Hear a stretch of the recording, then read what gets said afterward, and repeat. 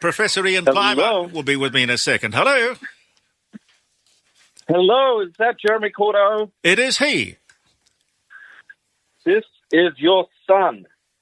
Oh, you don't sound like Christian.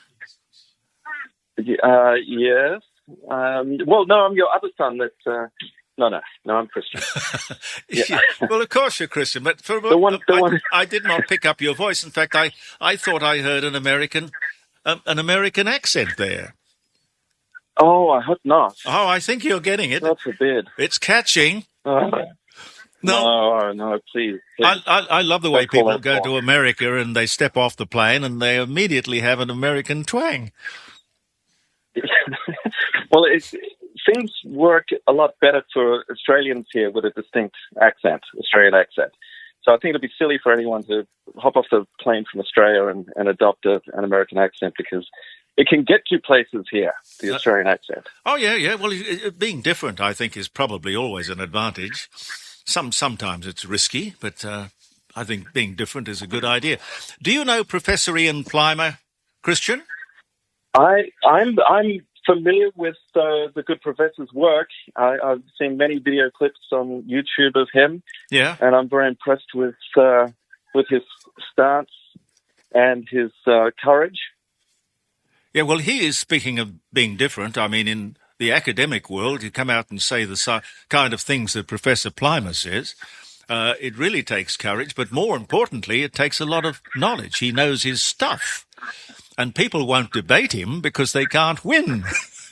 And anyway, Professor, this is my eldest son, Christian, who's living in America, living in California. Against my wishes, because I just don't think it's the place to be at the moment. Certainly not politically now, but apropos of what you were saying earlier, I enjoy being in the US, especially in Texas, because the Australian accent gets you free drinks. Well, this is if you go to the right sort of bars. This is, I guess, what Christian means. Give me a list of if you can give me a list of those bars and restaurants, Professor, well, I'm at the end of thinking the call, that would be great. Of Centerville, halfway between Houston and Dallas, and it's a town I've been to quite a bit, and it certainly does get you free drinks. It does in most of the southern states. Up in the north, it's a little bit different, but they're more different people up there, especially up in New England. Yeah. I think in some... They do love the Australian accent. Yeah, I think in some... They do love the Australian accent. There's a delay on the line, I think. I think in some previous conversation you discussed with me the desire to leave Los Angeles, which is a fairly sorry for itself place at the moment, and that you would be interested in going to Texas. What happened to that idea? Yes, well, it's on the cards because Hollywood doesn't really exist anymore. I'm sure they'll be taking the sign down soon. Yeah. Well, they probably won't do that. But a whole lot of production has moved to Texas, and I directed a movie in Texas last October, which was interesting because, living here in Hollywood, we're sort of officially in Hollywood. It's a bit thin on the ground, the work. So it was interesting that I got called out to Texas. Yeah, and you've got an awful lot of homelessness in Los Angeles, haven't you? I mean, people living on the street.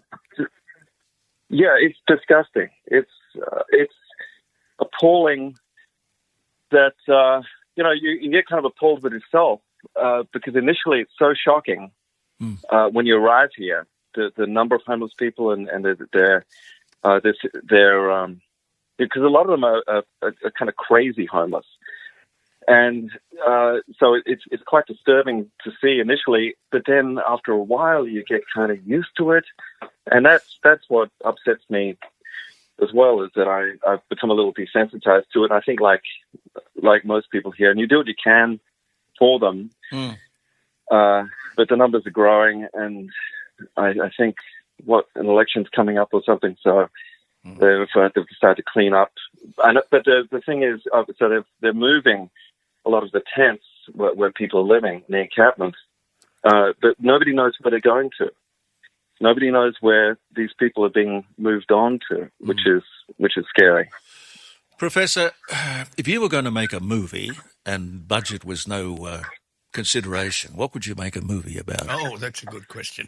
I have absolutely no idea, but I'd probably use some of my knowledge to have an Indigo Jones type film looking at minerals and rocks around the world. Yes. And in fact, I have a very good experience from California, from the Mojave Desert. And it was a Friday afternoon. We were out visiting a gold mine. I had a rented vehicle. And I smacked the sump and, of course, lost the oil. And after we'd finished looking at all the rocks at the mine, the workshop at the mine stayed back on Friday night, took off the sump, welded it back again, cleaned it up such that the rent-a-car company couldn't see that it had been repaired, put a bit of oil on it and such that the dust would stick on it. Yeah. And we were very grateful for this. These people wouldn't accept anything. They were non-drinkers, so a slab didn't go down too well. They wouldn't accept any money. And they said something which I've never forgotten. They said, look, if we were in your country, you would have done the same. And that's exactly right. I mean, the Mojave Desert's a pretty isolated part of the world, and it's the equivalent to our outback. I could see you doing a Raiders of the Lost Ark. It would suit you well. Well, I put up a few pitches. I put up a pitch to Channel 9. It must have been decades ago. Almost got there, and then they wanted me to have the words they used were a bimbo. So a friend of mine has a sister who is a newsreader in New Zealand, and I got her to join me. And then they didn't like that because her New Zealand accent was too strong. And then management changed and that idea dropped. I put up the same idea to Sky a couple of years ago. And the aim of that was to read the rocks and to show how they tell you about past environments and past climates and mass extinctions and all the big things. That one didn't get up, despite the fact that I had funding for that. So I'm a total failure. No. Christian, I don't know if you've heard this story about Stonehenge, this mystery, the puzzle, the enigma. You know the circle of stones that have apparently fascinated historians for centuries? They have made it. Of course, I've been there. Yeah, well, you've been there, okay. Have you been there, Professor? No, I haven't. Well, according to this story, they have made a stunning discovery about the altar rock, the rock, which presumably was the rock upon which people were sacrificed or whatever, the altar stone. They've discovered that it was not from Wales, where they thought it came from, which is just sort of down the road, relatively speaking, but actually comes from northern Scotland, which is 621 miles away. Now, how could that possibly be? Well, I saw the article only 10 minutes ago, and I know the authors of this, and it's quite an interesting story because there is a unique rock type in Scotland called the Old Red Sandstone. And in that are a few heavy minerals. And these are minerals that come out of granites nearby, which undergo weathering into soil, and then the soil gets removed to form a sediment. And this Old Red Sandstone formed at a time when we had about 35% oxygen in the atmosphere compared with 21% now. And that's reflected in the minerals, and that's reflected in what happened then. And what happened then is we had massive forest fires, which easily burnt because we had plenty of oxygen. We had little ponds where there were fish, and we find equivalent systems here in Australia, mainly at Canowindra, where there's a fish fossil museum. We found that there were massive bushfires, and there are pieces of charcoal still in these old red sandstones. And the angle of at which the grains lie tells you whether it formed in water or whether it formed in air in a desert. And the angle tells you that the old red sandstone was a wind-blown sand in between which there were little lakes.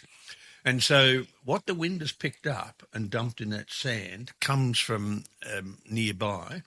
And by looking at the minerals nearby, you can say, well, this is unique to the old red sandstone. Now, the second thing is that there are some minerals where you can get the age of the mineral, the time when it formed. And so the techniques they used were to look at the trace minerals in this rock and then look at the chemistry of the minerals to work out when they formed. And I think we continue to get amazed at what happened in ancient times.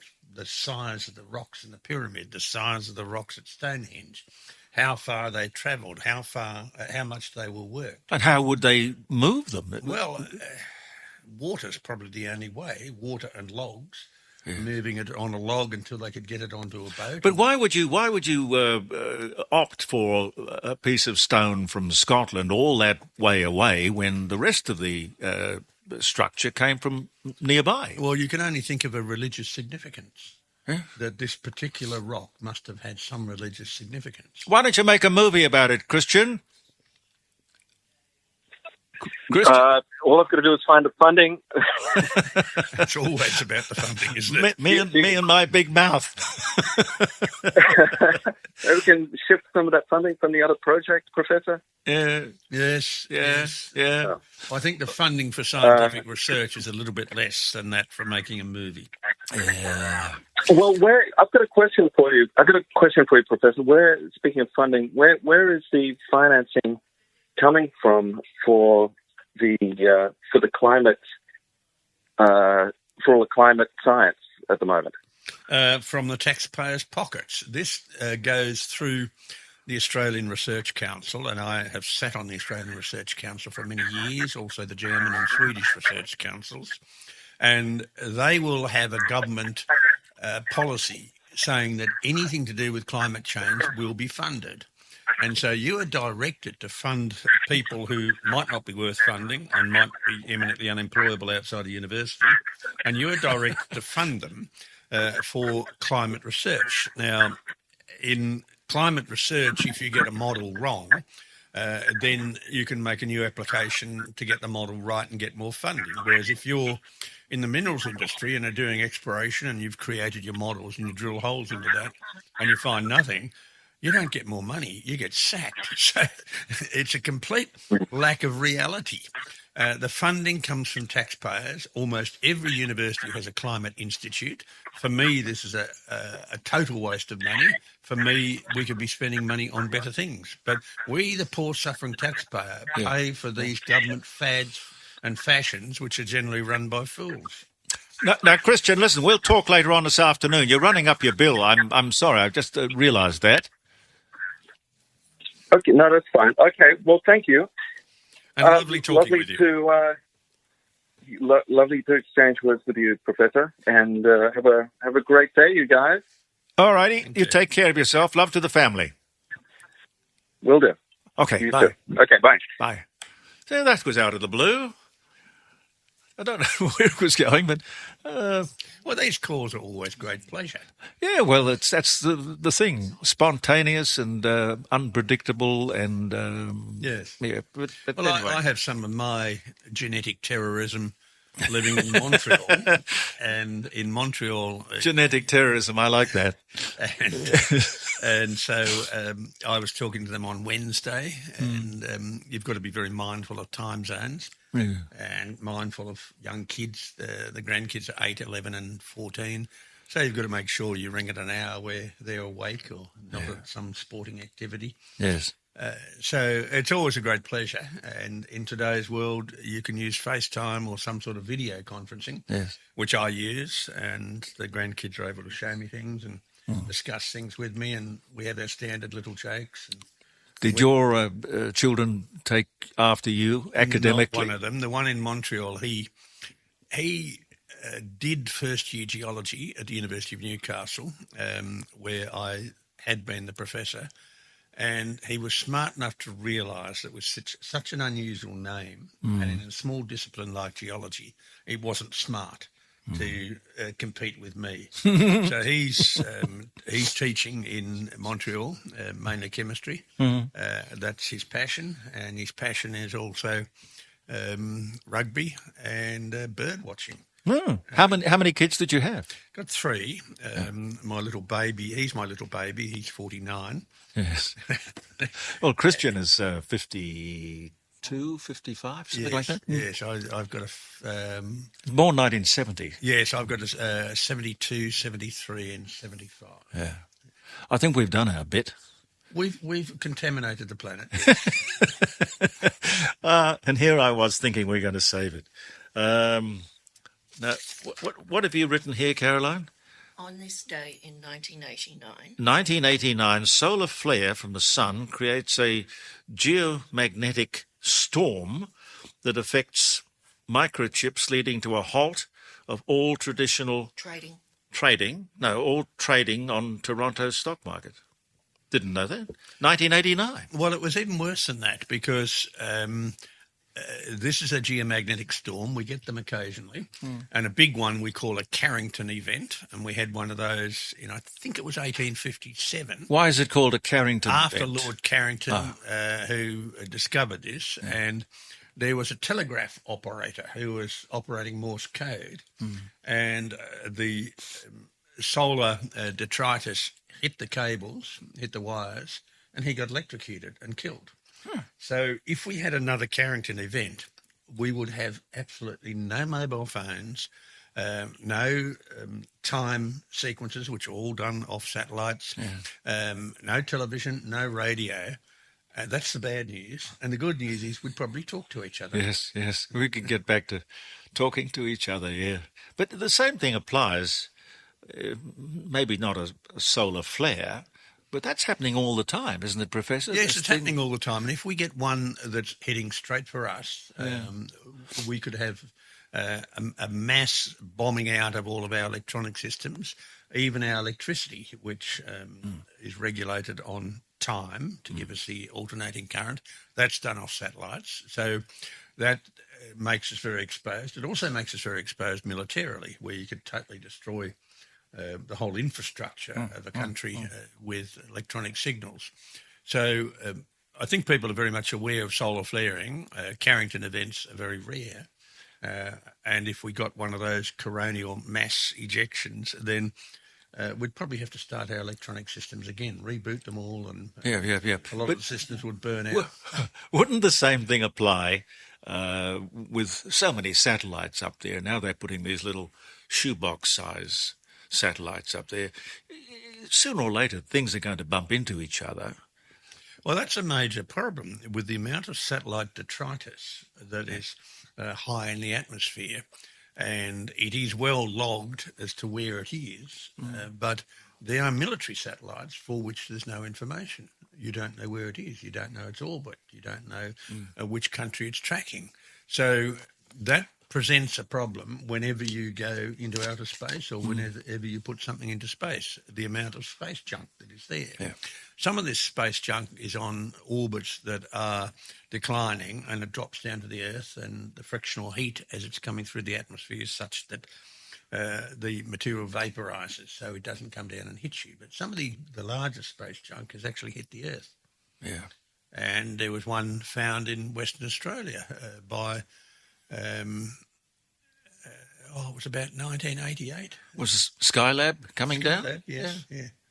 And that was Mark Creasy who found that. He was a prospector.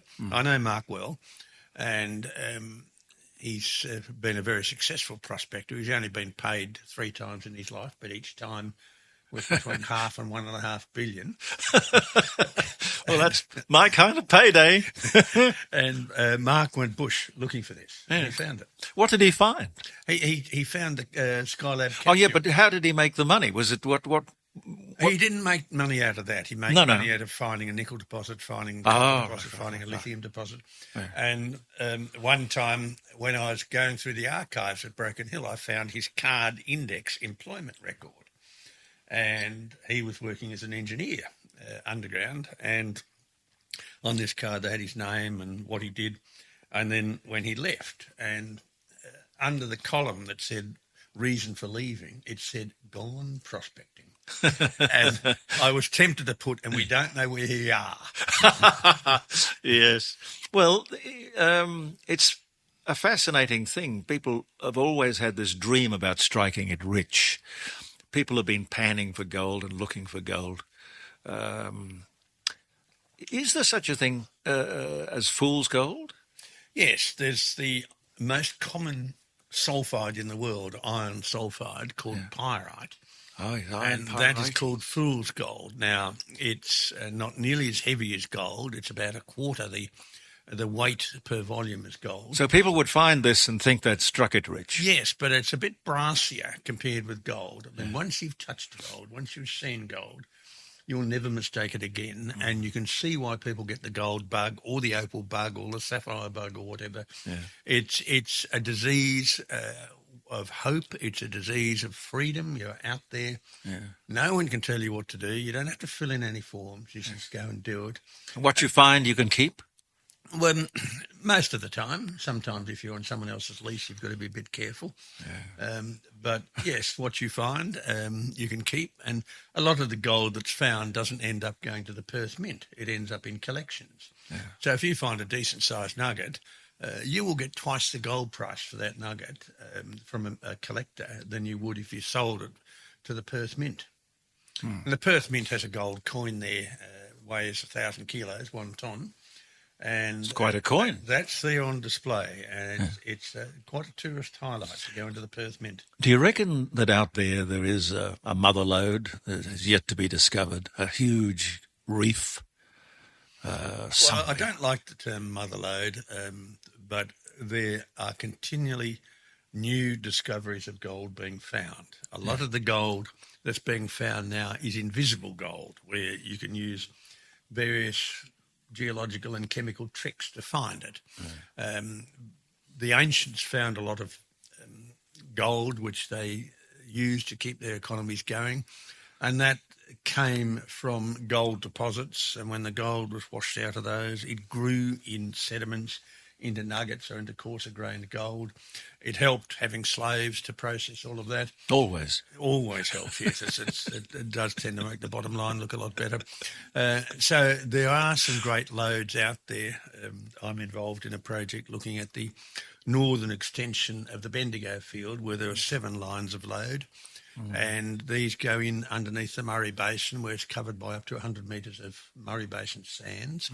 So there's always the hope that there's a big one out there, and exploration is 99.99% failure. Can you look at a rock formation or a part of the country and say, yes, this is probably where one would find gold? Yes, I can. You can? It takes a bit of an experienced eye, and it takes a lot of failure to get yourself to that point. But I know I've done it. I've found a gold deposit in an area where there's been continuous mining for 7,000 years, and it was coming in with a different eye.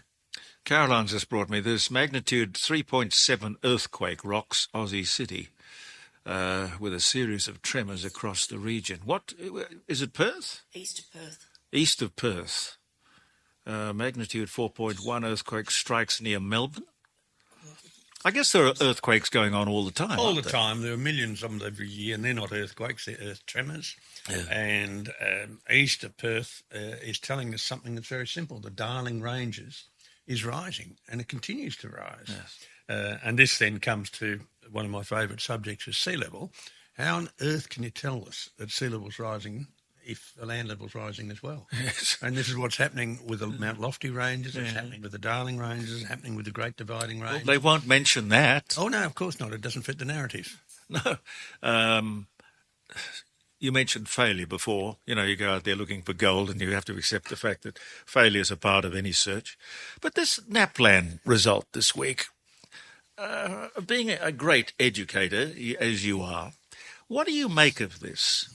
Why is it that we test year 5, 7 and 9 and we get such an appalling result? Reading and writing. We're reaping the rewards of 50 years of dumbing down our education system. Yeah. We're reaping the rewards of having very strong teachers' unions who don't want these NAPLAN tests at all. Could it be that the teachers can't read or write themselves? Oh, that's very much the case. And it is the teachers now have a degree in education. Is that why they don't correct the homework? Well, they can't. They don't know. They don't know? One of the things I used to do at various universities I was at was that I would, for the second year students, give them no examination, but each week they had a 3,000-word essay, handwritten, and I would correct their English and their grammar. I know the literature well enough to know if they'd plagiarised. And whenever I meet former students, they tell me how they absolutely hated me during that course, but they have now learned how to write reports. And that's why I did it. So I recognised that 30, 40 years ago in universities, people can't write, they can't spell, they plagiarise, and you can't do that if you're working for an organisation that wants you to write a report. Yes. So I think this is the end result of a long period of dumbing down of our education system, and the teachers are the second generation from our education system. In former times, when you were at school and when I was at school, my teachers were people with master's degrees. Mathematics teacher had been in Changi. Their physics teacher had been a pilot, a Spitfire pilot. These people were a very different calibre. Knew something of life. They wore jacket and tie. Yes. Discipline, which is a huge problem in schools, and this is the lawyers interfering with human rights issues, etc. Poor teachers cannot discipline children. And if they discipline a child, the parents will come and either sue them or give them a mouthful. Whereas if I was disciplined at school, if my parents knew, I'd get a second belting.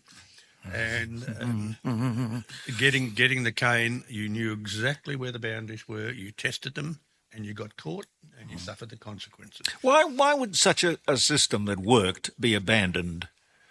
Why we have new generations wanting to make their mark and wanting to have something that they can say they achieved. And every new generation comes in, it's like every new politician. He wants to open a building and have a memorial to himself. But this business about word recognition, instead of the phonics, the sounding out of the word, which is how they tried to teach me to read, because I wasn't really terribly good at it. I was dyslexic. I just sort of saw things backwards, and it didn't grab me at all. We're all a bit dyslexic. Not you, sir. No. I am actually. No. Well, my experience of life is that you have to have something over which you have to get. Life's not a cakewalk. No, not at all. It's a struggle. It certainly is, and kids have to read. And there are some wonderful books out there. I know with my oldest grandchild in Montreal, as soon as she got a mobile phone, she stopped reading. But she was a voracious reader before that. And I think that kids are not doing enough reading, and hence they don't use their imagination, hence they don't know the structure of the language, hence they're unable to put together an argument. And this is the battle I have all the time in putting up the logical scientific view of climate change. You're dealing with people who've never been taught to think. Be they the teachers, be they the students, and it's an uphill battle, which I will probably lose, but I can't sit back and watch it happen. No, I look forward to seeing you next week. Thank you very much. You probably won't, because next week I'm talking to a farmers group at Oberon outside Bathurst. It's a nice spot, Oberon. It'll be freezing cold, and I'll be travelling that day. All right. I think I've got to leave past next week. Yes, sir. Yeah. I'll see you the week after. The week after, definitely. Professor Ian Plimer, ladies and gentlemen.